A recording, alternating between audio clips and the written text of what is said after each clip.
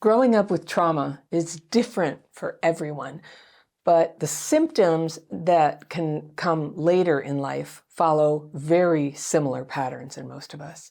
It can affect your emotions, your mental health, your relationships, and even your capacity to succeed in your career. You've probably run into that already. But there's a core symptom of trauma that most people don't know about. It's very strong and can be very limiting. Now, it's not only associated with trauma, but it's almost universal in people who were traumatized as kids, and it drives virtually every other symptom. Meaning, until you've learned to identify and heal it, it's hard to change the other symptoms. And yet you may never have heard of it. It's neurological dysregulation. And when you know about it, the possibility of healing and changing your life go way up. But not knowing about it is a big reason why so many people who grew up with abuse and neglect struggle to progress in their healing. Now, not that long ago, experts believed that trauma wounds were largely psychological. The problem was emotional, behavioral, maybe cultural. And trauma wounds are definitely those things in part. But we now know the wound is also, maybe even mostly, neurological. Meaning it's an injury to the nervous system, or in effect it is, and that injury disrupts the normal functioning of your nervous system, and that's called dysregulation. And that can indirectly trigger a whole range of problems from obesity to ADHD to heart disease to addiction. Those are problems that could happen to anyone, but they're much more common in traumatized people. And it's more than that. Researchers have found that just being dysregulated is a problem that can make ordinary things in life ridiculously hard. Things like reading a book, or spending time by yourself, or expressing your opinion, or feeling left out. That's sometimes all it takes to set off dysregulation. Now, if you could see an MRI image of the brain in this dysregulated state, what you'd see in the front left cortex is dimness. The usual activity is going away. It's inactive. It's hampering the ability to reason and pay attention. What you'd see over here in the right front cortex is flares, wild activity. That's a flood of emotions. So suppressed reasoning, overreactive emotions. This is partly why it's so hard for people who grew up with trauma to process emotions and thoughts when they're under pressure. You start to feel, scattered, overwhelmed. Do you experience that? It's not just an emotional reaction, it turns out. It's in your brain. Now, when you're dysregulated, there's a change of activity. Brain waves are irregular, breathing and heart rate become out of sync. You might feel numbness in your hands or your mouth or your face. It can be hard to find the words or complete tasks or pay attention even. When I'm dysregulated, I get clumsy and I trip when I step off the curb and I drop things. Sometimes the coffee cup, right out of my hand, just like my hand opens and it falls out. My handwriting even changes. Have you ever noticed that in yourself? For a lot of us, we say things we don't mean. When we're dysregulated, we jump into situations like, going home with someone that we later regret, almost as if we were half unconscious in the moment and lacked the clear thinking to say no. Or maybe not almost as if, maybe it is because we're half unconscious that we do these dysregulated actions. Some of us grow silent and withdrawn when we're dysregulated, or we withdraw out of an instinct just to not get overstimulated so the dysregulation doesn't get worse. We're not always conscious that's what we're doing, or we may feel desperate and act impulsively, or fly into a rage and lash out. After an outburst, we might feel almost no emotion, and we might behave like cold to people we've just hurt. My friend told me once that when I'm upset, I have a blank expression on my face. And this makes it impossible, she said, for her to see what I'm feeling. She said, but it looks like what I'm feeling is I don't care. Well, when I'm blank, it's because I do care, maybe so much that I'm checking out. When I'm really, really hurt or mortified, my face stops showing it. So is this something that happens to you? It can make it so hard to connect with people or solve problems like determining whether the bus that pulled up is the right one. Do I get on, or, oh no, it's going to go away? Do you ever get totally flustered in a moment like that? It can make it hard. And it can make it hard to be self-aware of things like, oops, I'm talking too much, or oops, I'm giving too much personal information about myself away, over self-disclosing. We don't realize it till later. And these kinds of things are the collateral damage when your nervous system is dysregulated. And how you react to things isn't totally under your control. But here's the thing. These reactions are not because you're bad, or anybody is necessarily bad, or selfish, or weak. These reactions are happening, or they're made worse, because the brain is dysregulated. Nobody knew this before. Not doctors, not therapists, not preschool teachers. Nobody knew. But now we know. Now we know. We're starting to hear people talk about dysregulation all over the place. This wasn't true 5 years ago, or even 2 years ago when I started writing my book, Re-regulated. Yeah, I've written a book about it. And I think knowing about dysregulation changes everything about healing. And it gives us a common language with other people to describe why sometimes we're in top form and other times we just get fragile and reactive.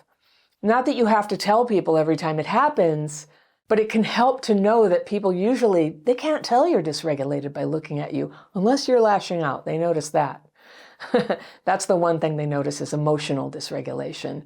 And that is an aspect of nervous system dysregulation. And it instantly affects other people. So usually they focus on that. But that's the tip of the iceberg. When we're overwhelmed and disconnected, there's this dance we do with other people where they assume we're okay and we pretend we're okay when actually we're feeling disconnected and uncomfortable and kind of lost and trying to guess some appropriate things to say.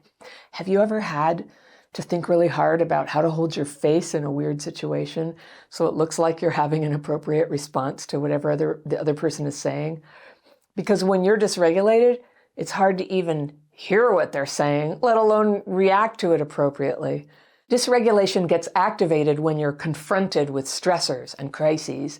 And remember, it can suppress your ability to reason while amping up your emotions. So you see how this explains so much of why those of us who were traumatized in the past appear sometimes to keep making the same mistakes and choices over and over again, yelling at people, rushing into relationships we shouldn't be in, spending a huge amount of money that we don't have.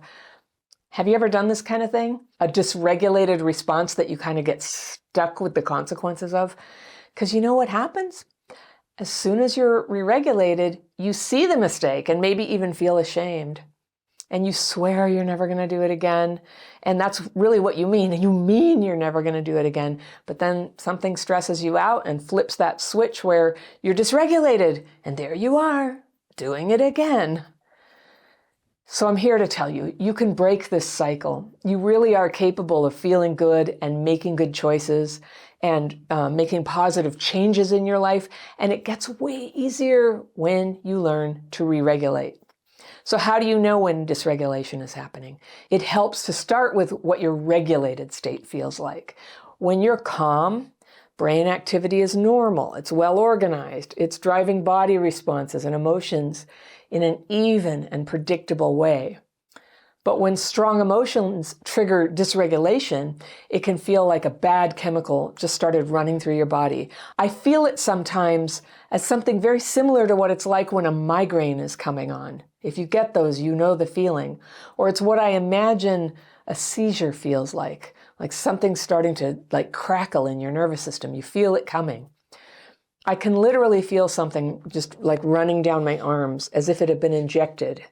And I presume this is the shot of stress hormones like adrenaline and cortisol that are released from the endocrine system when the fight or flight response kicks in. Your thinking changes and you can go into reactivity. You might withdraw and go silent or get confused and blurt things out or panic or do something impulsive. It's hard to perceive accurately what's going on in those moments. Like, what just happened? What did I just say?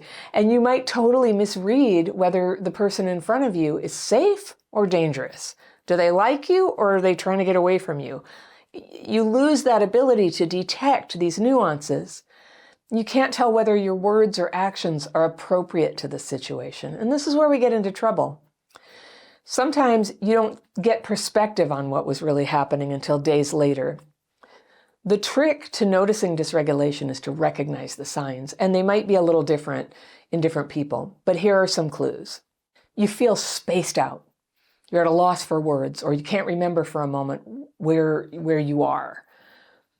You feel scattered. You are trying to do a whole lot of things at once and you finish nothing. You're tripping over things. You're dropping things, losing things. Your voice and facial expression go flat. Or you're in a rage, or you feel a huge urgency to express what's bothering you. You can't feel parts of your body, your hands, your mouth, your face, your nose, your feet.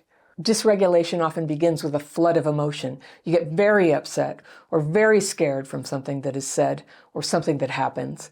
But sometimes the trigger is nothing you notice. It could be your hormones trigger it, or a feeling of exhaustion, or just waking up in the morning that sets off dysregulation.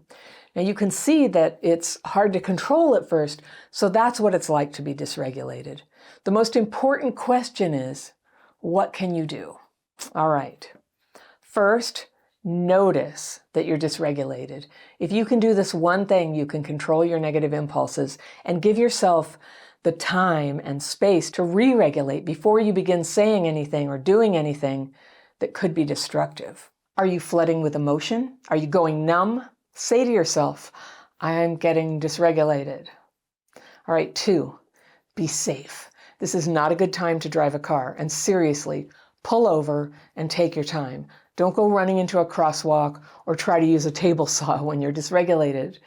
Give all your focus to getting yourself into a physically safe place where you can pause.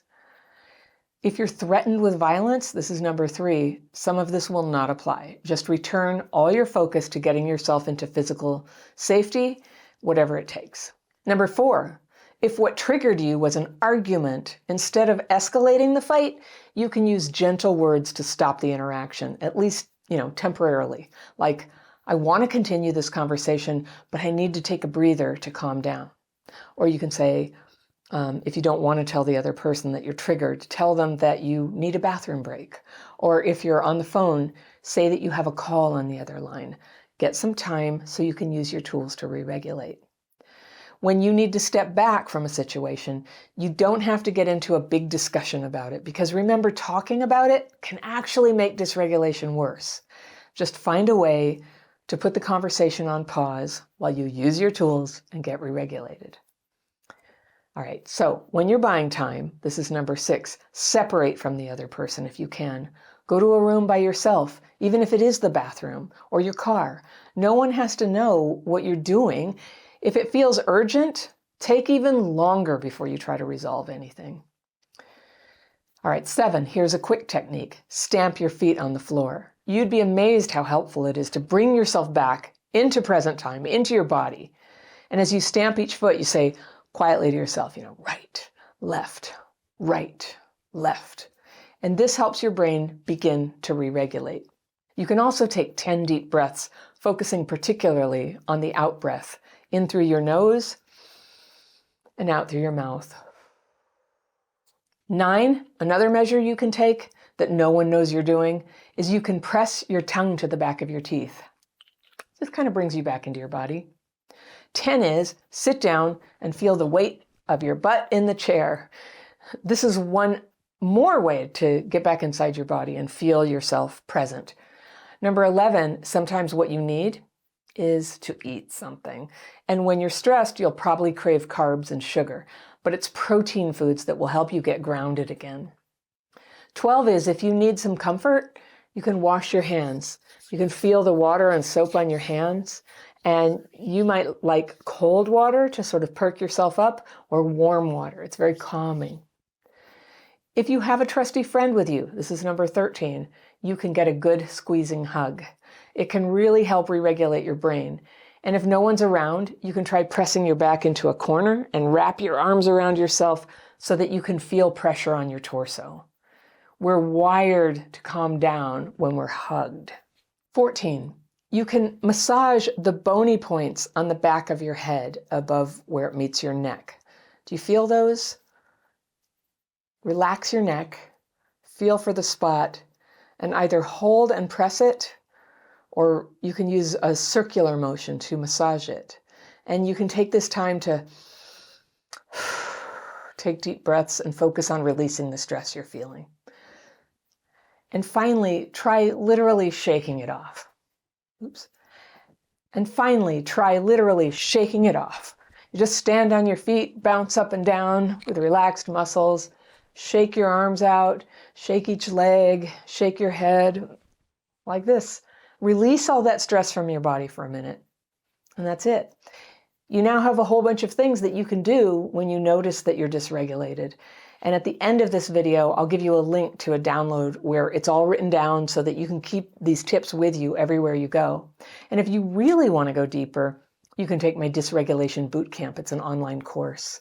I always put a link to that in the description section of my videos, which is down below. You sometimes have to click that little more button for it to open up, and you can see all the links in there. Plenty of resources. And when in doubt, you can go to my website, crappychildhoodfairy.com. Now, some people ask, is medication helpful for dysregulation? And some researchers say yes, some say no. But given what we now know about, the symptoms of trauma are not necessarily based on a chemical imbalance per se that's corrected by the introduction of chemicals, but rather from brain dysregulation. There's evidence that some medications can actually impede your natural ability to get re-regulated. You should ask your doctor about that for sure. That's who knows. But this is what to remember. Everybody gets dysregulated sometimes, and virtually everybody will re-regulate. But with the wounds of trauma, we can tend to get dysregulated more often for longer periods of time and have a harder time getting back out of it into a state of regulation. So the goal is to learn to re-regulate just as soon as we notice it's happening and to stay regulated more of the time. That totally changes everything. And that's the first part of the solution. The second part, which becomes so much more doable when you have learned to stay regulated, is to work on the behaviors and circumstances that developed all those years that you were living in a dysregulated state. Childhood trauma especially can do that, where we stay stuck in trauma-driven behaviors for years. And this is the stuff, even more than the original trauma, that can trigger dysregulation now. And this is the real work of healing that sets you free to make the positive changes that you've tried to affect for years. The trauma-driven habits, the behaviors, the reactions that you have. When you're regulated, you can focus on right now and take steps to grow into being your real self, because you were made to be something much more than someone who struggles all the time. You were meant to be capable and to powerfully bring your gifts into the world. This is not just for your sake, but for everyone's sake. And re-regulated, you're not being pushed around by emotional reactions. Choice is restored in your life. Agency, possibility. You're free to test the waters. You can change your mind. You can find your way toward who you really are meant to be, who you want in your life, and all the good things that you're meant to have. It's a good way of life. If you'd like a copy of my free PDF, Signs of Dysregulation and Emergency Measures to Re-Regulate, you can download that right here, and I'll see you very soon.